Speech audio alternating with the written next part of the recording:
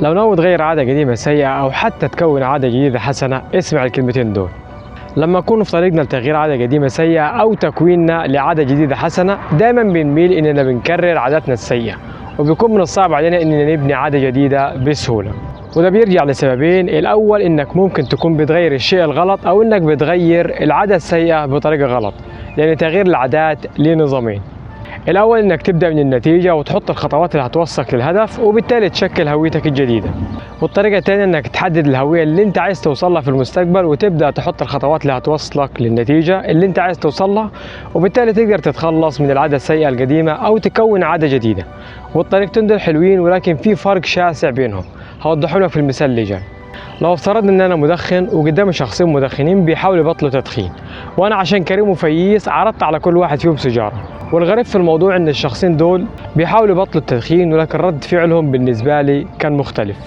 لان الشخص الاول قال لي شكرا انا عايز ابطل تدخين وما خدش مني السيجاره، والشخص الثاني قال لي شكرا انا ما بدخنش.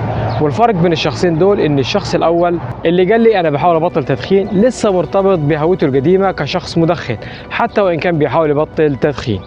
ولكن الشخص الثاني اللي رفض ياخد السيجاره قطع صلته بهويته القديمه كشخص مدخن، مع انه بيحاول يبطل تدخين زيه زي الشخص الاولاني.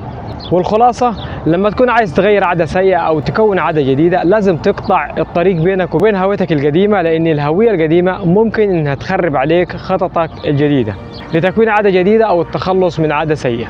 وعلى فكره، السلوك او النظام اللي هتتبعه وانت بتكون عاده جديده لو ما كنتش متقبله مش هيتكتب له البقاء.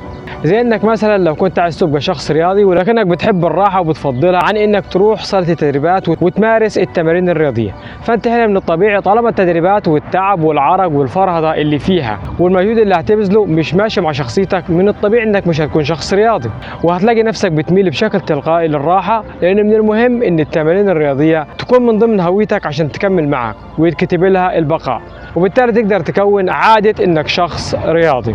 وعلى فكرة، كل ما كنت فخور بهويتك اللي عايز توصلها أو تكونها هتحافظ عليها بكل قوة، لأنك لو كنت حابب إنك تكون شخص رياضي مش هتفوت حصة أو ميعاد تدريبي ليك، لأنك ممكن في البداية تبدأ تمارس هواية معينة عن طريق إن حد يحفزك، أو إن أنت تقرر من نفسك إنك تكون شخص رياضي مثلا. والحاجة الوحيدة اللي هتخليك تستمر في ممارسة هواية معينة هي إنها تكون جزء من هويتك.